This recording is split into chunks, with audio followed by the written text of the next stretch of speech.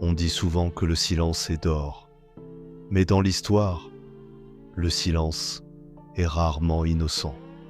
Ce que l'on choisit de taire dit parfois bien plus que ce que l'on décide de raconter. Et quand ce silence traverse les siècles, quand il devient officiel, sacré, répété sans être questionné, alors il mérite qu'on s'y arrête. Car il existe un silence étrange, un silence massif, un silence qui concerne l'une des figures les plus connues de l'humanité, Jésus de Nazareth. Entre sa naissance et l'âge de 12 ans, les évangiles officiels ne disent presque rien, quelques lignes. Puis, le vide. 18 années. 18 années entières de la vie de Jésus que les textes reconnus par l'Église préfèrent ne pas raconter. Et non, ce n'est pas une exagération. Ce n'est pas un oubli accidentel. Ces années existent. Des récits en parlent. Des manuscrits anciens les décrivent. Mais ils ont été écartés, mis de côté, déclarés non officiels. Parfois même dangereux. Pourquoi ? Pourquoi l'enfance de Jésus est-elle presque absente des textes canoniques ? Pourquoi ce silence précisément là, au moment où l'on aurait le plus besoin de comprendre l'homme derrière le mythe ? Avant d'aller plus loin, une chose doit être claire. Ce que nous allons explorer ici n'est pas une attaque contre la foi, ni une tentative de démolition. C'est une enquête historique, une exploration respectueuse, mais honnête. Parce que croire n'empêche pas de questionner, et comprendre n'enlève rien au sacré. Imaginez la scène. Nous sommes au IVe siècle. Le christianisme n'est plus un petit mouvement marginal. Il devient une religion structurée, organisée, institutionnelle. Dans une pièce faiblement éclairée, un scribe est assis devant une table en bois. Autour de lui, des rouleaux, des manuscrits écrits en grec, en syriaque, en copte, des récits de la vie de Jésus, nombreux, parfois contradictoires, parfois troublants. Son rôle n'est pas seulement de copier, il doit choisir. Quels textes méritent d'être lus dans les églises ? Lesquels doivent être transmis aux générations futures ? Et lesquels doivent disparaître dans l'ombre ?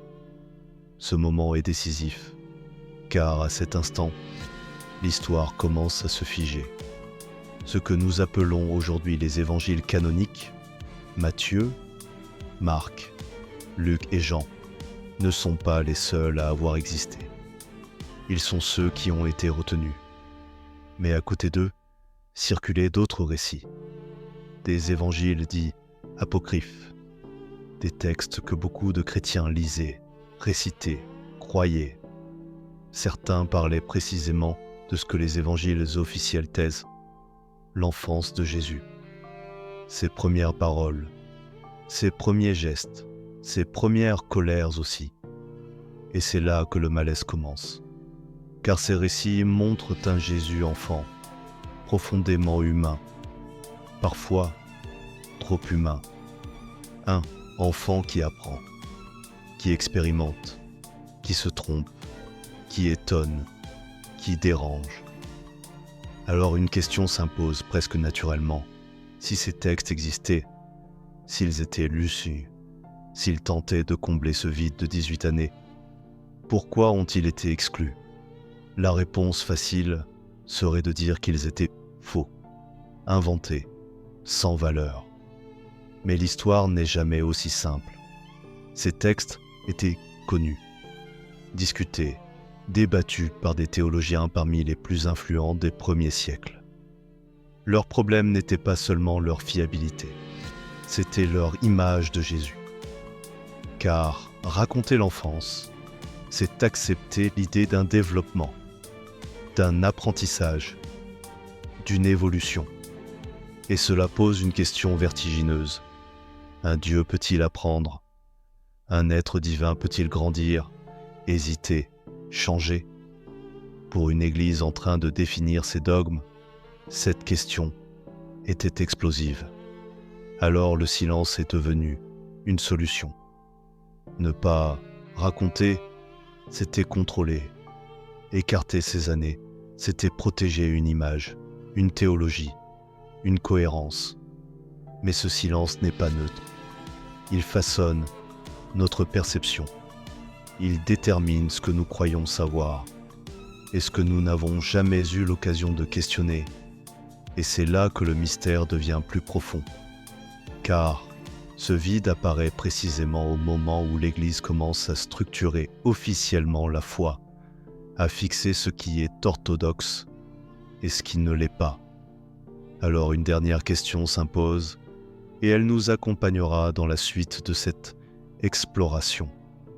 Si l'enfance de Jésus a été réduite au silence, qui a décidé de ce qui devait être cru? Alors reprenons la question laissée en suspens. Qui décidait de ce qui devait être cru? Pour y répondre, il faut revenir à une réalité souvent oubliée. Au 1er siècle, le christianisme n'était pas une seule voie. C'était une mosaïque.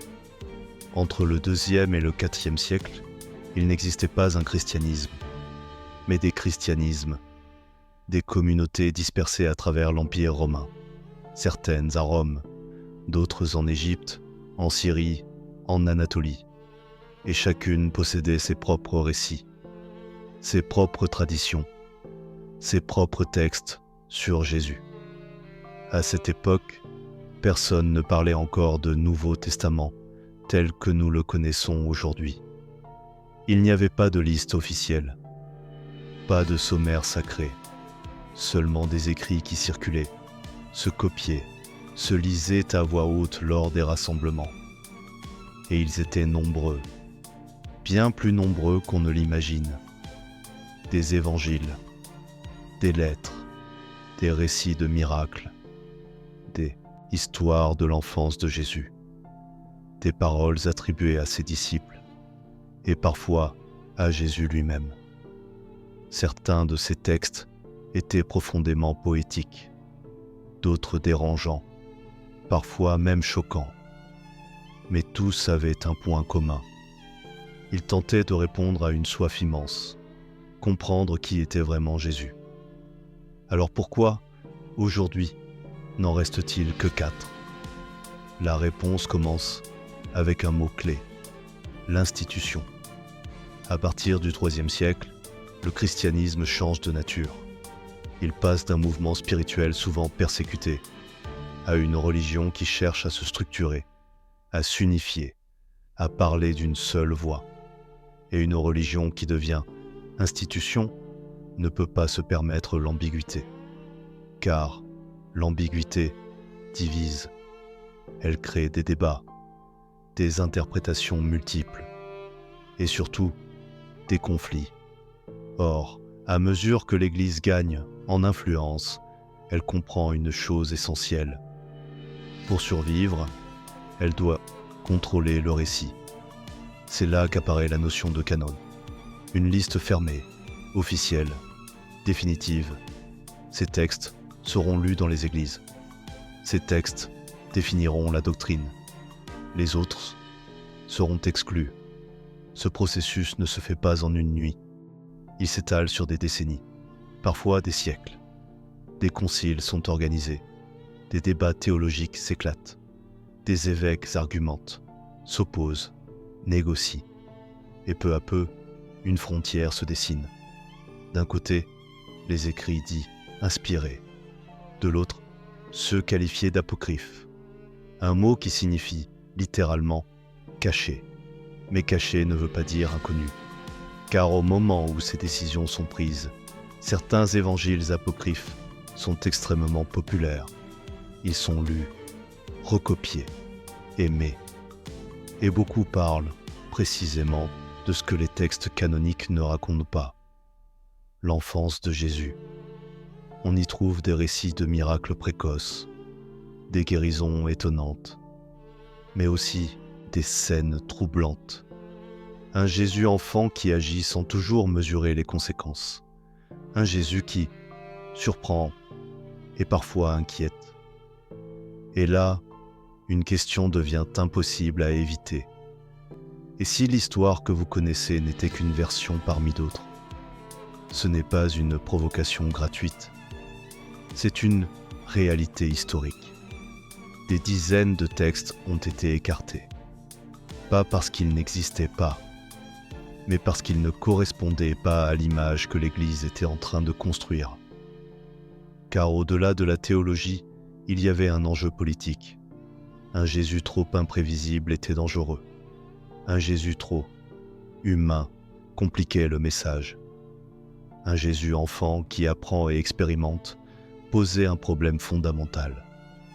Comment enseigner une doctrine claire si le personnage central semble évoluer, changer, hésiter? Alors l'unification devient une nécessité. Et avec elle, l'exclusion. Ce n'est pas une conspiration secrète. C'est un mécanisme humain, presque inévitable. Quand une institution naît, elle simplifie, elle sélectionne, elle élimine les zones d'ombre. Et c'est précisément à ce moment que le silence autour de l'enfance de Jésus devient officiel. Un silence organisé, structuré, validé. Si vous aimez explorer ce que l'histoire officielle laisse de côté, un simple like aide énormément la chaîne. C'est notre façon de faire vivre ces questions oubliées. Mais ce n'est que le début, car parmi tous les textes exclus, certains se démarquent, pas par leur marginalité, mais par ce qu'ils osent montrer. Ils ne parlent pas seulement de doctrine ou de miracles, ils parlent d'un enfant, un enfant qui agit, qui ressent, qui dérange. Et ce Jésus-là est peut-être celui que l'Église ne pouvait pas se permettre de montrer. Ces textes parlent enfin. Ils parlent de ce que les évangiles officiels ont laissé dans l'ombre. Ils osent entrer dans ces années silencieuses. Ils osent raconter l'enfance de Jésus. Et ce qu'ils montrent est dérangeant. Parmi eux, 3 noms reviennent sans cesse. L'évangile de l'enfance selon Thomas, le protévangile de Jacques, et l'évangile du pseudo-Matthieu. Des textes anciens, copiés, traduits, diffusés bien avant que le canon ne soit figé. Des textes connus des premières communautés chrétiennes. Ils n'étaient pas secrets, ils n'étaient pas marginaux. Ils faisaient partie du paysage religieux de l'époque. Et pourtant, ils ont été rejetés. Pourquoi? Commençons par l'un des plus troublants, l'évangile de l'enfance selon Thomas. Dans ce récit, Jésus est encore un enfant, pas un maître spirituel calme et serein. Un enfant, il joue, il parle, il agit. Un jour, il façonne des oiseaux en argile, puis il leur donne vie, miracle. Mais quelques lignes plus tard, l'atmosphère change. Un autre enfant le bouscule. Jésus se met en colère et l'enfant tombe mort. Imaginez découvrir cela à l'église. Un Jésus qui tue par colère, puis qui, plus tard, ressuscite la victime pour calmer la situation. Ce n'est pas un Jésus idéalisé. C'est un Jésus imprévisible, puissant, mais pas encore maîtrisé. Un Jésus qui apprend à contrôler ce qu'il est. Et c'est précisément cela qui pose problème. Dans ces récits, Jésus ne naît pas avec une sagesse parfaite.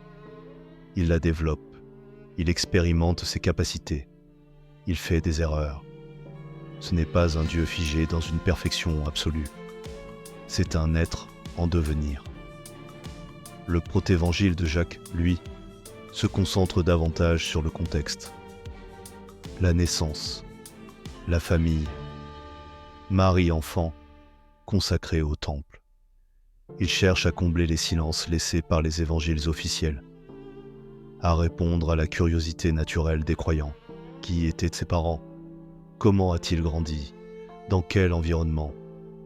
Ce texte n'est pas violent, mais il est trop précis. Il ajoute des détails. Il structure une histoire parallèle.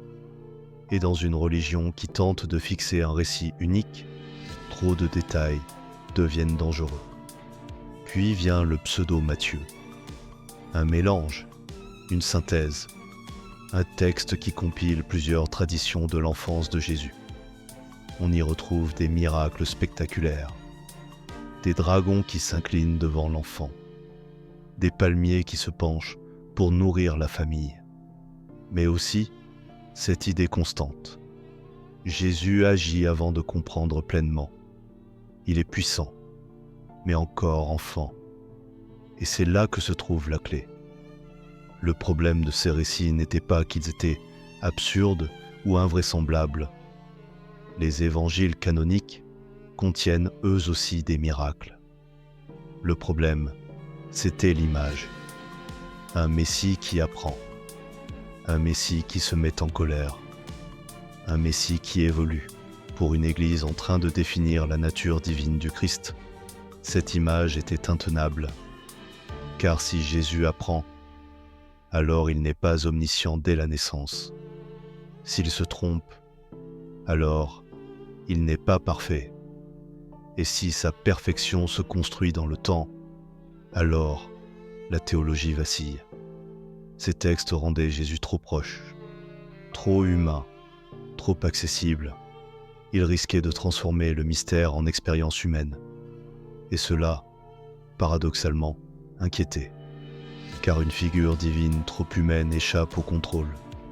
Elle suscite des questions, des interprétations personnelles, des lectures divergentes. L'Église, à ce moment précis de son histoire, n'avait pas besoin de complexité. Elle avait besoin de clarté. Alors ces textes ont été écartés, non parce qu'ils étaient faux, mais parce qu'ils étaient dangereux. Dangereux pour une image, dangereux pour une doctrine, dangereux pour une foi en construction. Et pourtant, ils n'ont jamais complètement disparu. Ils ont continué à circuler, à être copiés dans des monastères, à survivre dans des bibliothèques oubliées, comme si quelque chose refusait de se taire. Car ces récits répondent à une intuition profonde, un besoin humain, comprendre comment un enfant devient un symbole, comment un être grandit avant de sauver le monde. Et cela pose une question inconfortable. Et si ce Jésus trop humain ne menaçait pas seulement l'autorité de l'Église, mais la théologie elle-même? Et si ce Jésus trop humain ne menaçait pas seulement l'autorité de l'Église, mais quelque chose de bien plus profond, la théologie elle-même? Car au cœur du problème, il y a une idée simple, une idée puissante, une idée non négociable pour l'Église naissante. Dieu ne peut pas apprendre. Un Dieu ne découvre pas. Il ne progresse pas. Il ne se trompe pas. Il est parfait, pleinement, immédiatement. Or, les récits de l'enfance de Jésus racontent exactement l'inverse. Ils montrent un enfant qui grandit, qui expérimente ses capacités, qui agit parfois sans mesurer les conséquences, qui apprend à devenir ce qu'il est. Et cela crée une fracture. D'un côté, une humanité complète, de l'autre, une divinité absolue. Comment concilier les deux sans fissurer l'édifice? C'est ici que les débats théologiques deviennent brûlants. Au IIIe et IVe siècle, les penseurs chrétiens ne discutent pas seulement de textes. Ils discutent de la nature même du Christ. Était-il pleinement Dieu dès sa naissance? Était-il pleinement homme? Ou quelque chose entre les deux? Ces questions ne sont pas abstraites. Elles ont des conséquences directes. Si Jésus apprend, alors il ne sait pas tout. S'il se met en colère, alors il n'est pas impassible. S'il évolue, alors sa perfection n'est pas immédiate. Et pour beaucoup de théologiens, cela était inacceptable. Car un Dieu qui apprend ressemble trop à un homme. Et un Dieu trop humain trouble la frontière entre le sacré et le profane. C'est pour cette raison que, peu à peu, une ligne doctrinale se durcit. Jésus doit être présenté comme parfait dès l'origine. Sa sagesse doit être innée.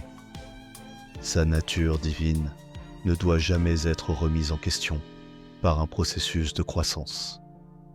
Les évangiles canoniques vont dans ce sens, ils montrent peu l'enfance. Ils évitent les zones floues. Ils passent rapidement du miracle de la naissance à l'enseignement du maître. Le vide devient une stratégie, car ce que l'on ne raconte pas ne peut pas être débattu.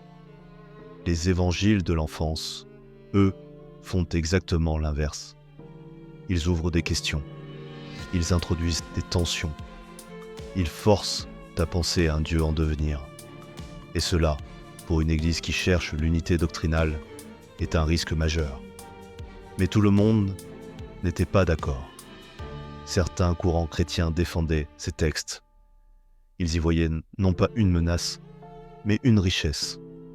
Pour eux, montrer un Jésus qui apprend n'amoindrit pas sa divinité. Cela la rend compréhensible. Un Dieu qui partage pleinement l'expérience humaine. Un Dieu qui connaît la colère, l'erreur, l'apprentissage. Un Dieu proche. Mais cette vision posait un problème pratique. Elle ouvrait la porte à trop d'interprétations, trop de lectures possibles, trop de divergences. Or, une religion institutionnelle ne peut pas se permettre cette pluralité. Elle a besoin de frontières claires, de formulations précises, de dogmes stables. C'est ainsi que la doctrine se cristallise. La divinité du Christ devient non négociable. Sa perfection est affirmée dès la naissance. Et tout texte qui suggère autre chose devient incompatible. Non pas parce qu'il est hérétique au sens moderne, mais parce qu'il complique le message. À ce stade, l'exclusion des évangiles de l'enfance n'est plus seulement un choix historique. C'est une nécessité théologique. Un Jésus qui apprend remet en cause la toute-puissance. Un Jésus qui évolue remet en cause l'immuabilité. Un Jésus trop humain remet en cause la transcendance. Alors on tranche. On garde les textes qui soutiennent une image cohérente. On écarte ceux qui introduisent le doute. Et ce choix façonne des siècles de foi. Si ce genre de révélation vous pousse à repenser l'histoire des religions, abonnez-vous.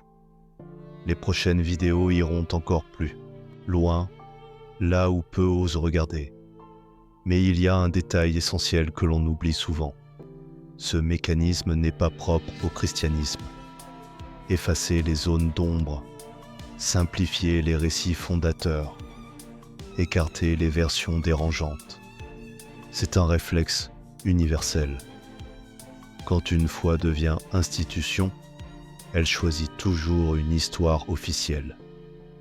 Et c'est précisément ce que nous allons voir maintenant. Ce schéma, on le retrouve ailleurs, bien ailleurs, car plus on élargit le regard, plus une chose devient évidente. Ce qui s'est passé avec l'enfance de Jésus n'est pas une exception. C'est un mécanisme humain, presque universel.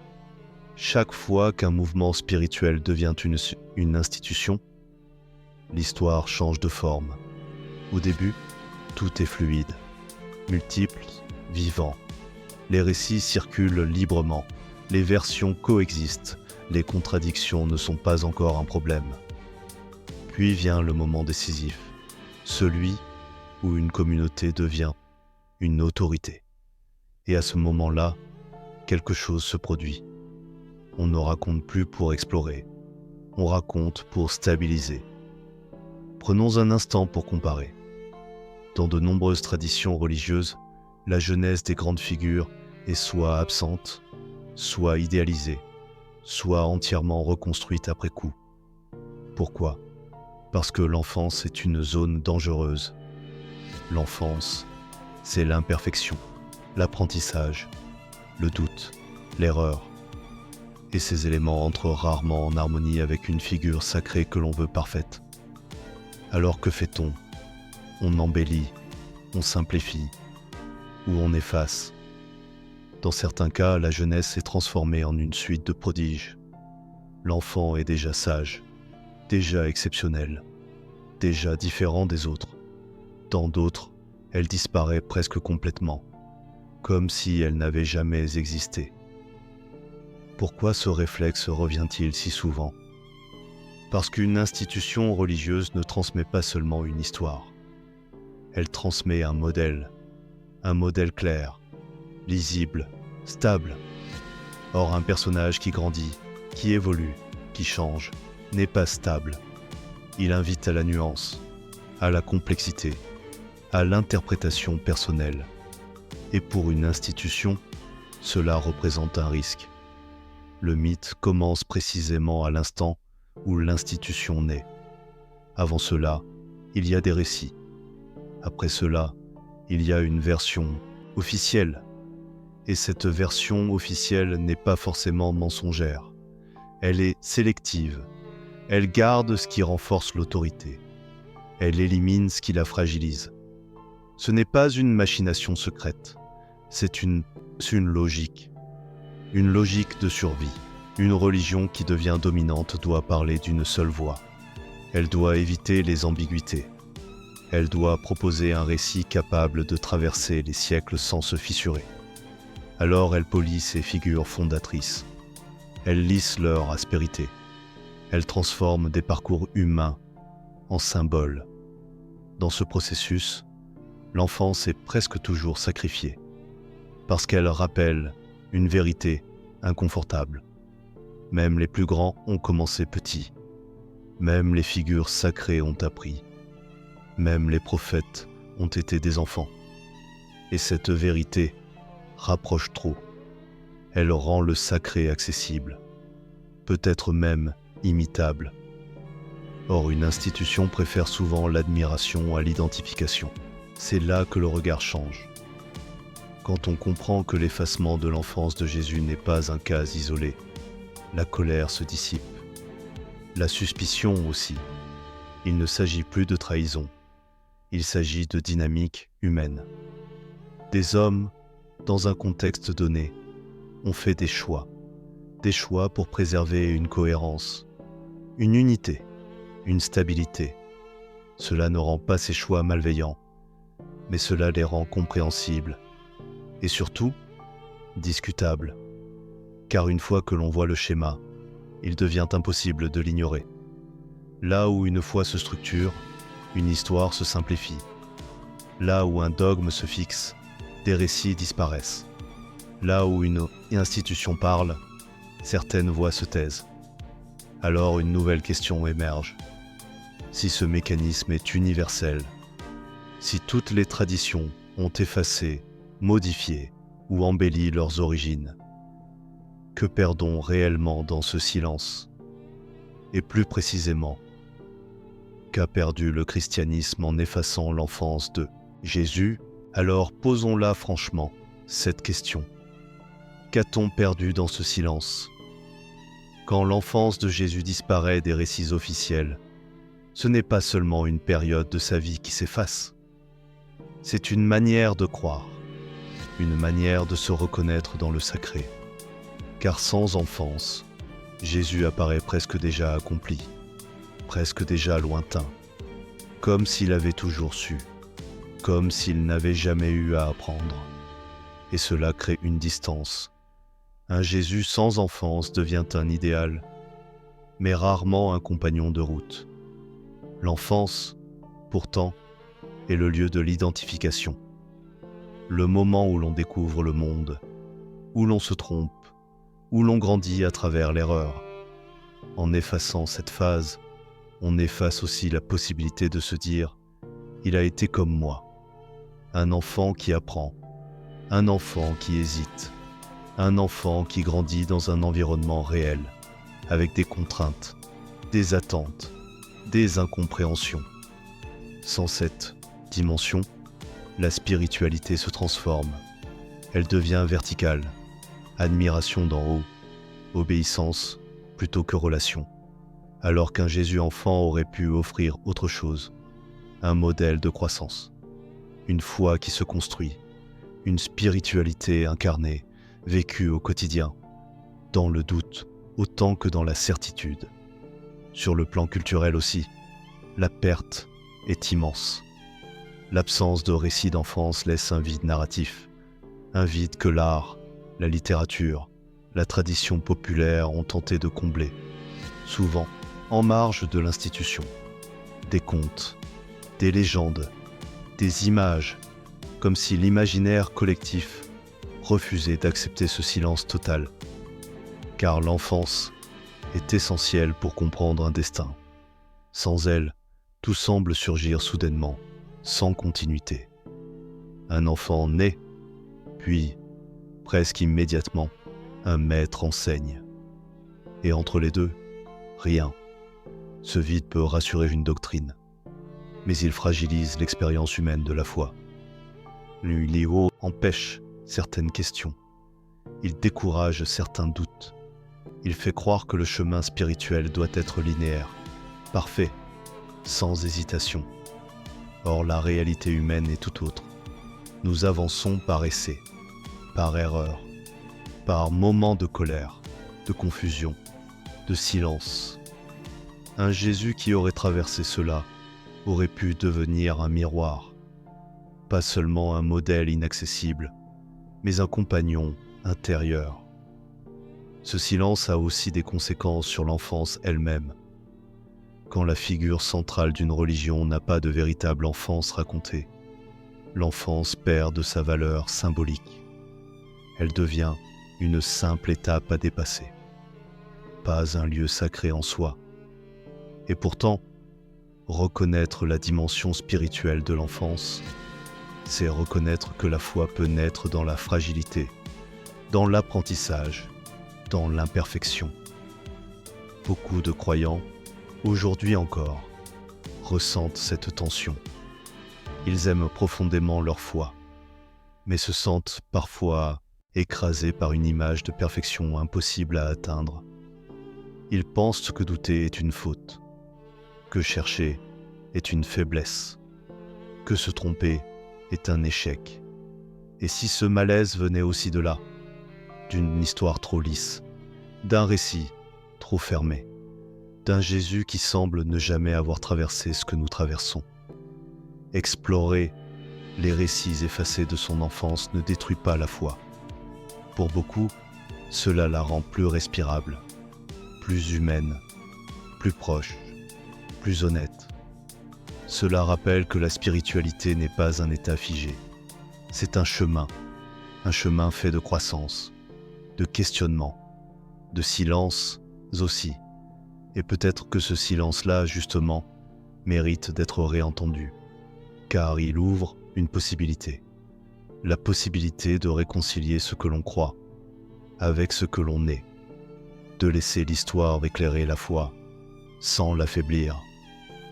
Et c'est précisément vers cette réconciliation que nous allons maintenant nous tourner. Alors, revenons à cette promesse. Réconcilier la foi et l'histoire, sans peur, sans défense automatique, sans culpabilité. Car maintenant, tout est plus clair. L'enfance de Jésus n'a pas été effacée par hasard. Elle n'a pas disparu par négligence. Elle a été mise de côté à un moment précis, par des hommes précis, dans un contexte précis, quand l'Église est devenue institution, quand la foi a dû être formulée, stabilisée, protégée, quand l'ambiguïté est devenue un danger. Ces récits ont été écartés non parce qu'ils étaient inutiles, mais parce qu'ils posaient trop de questions.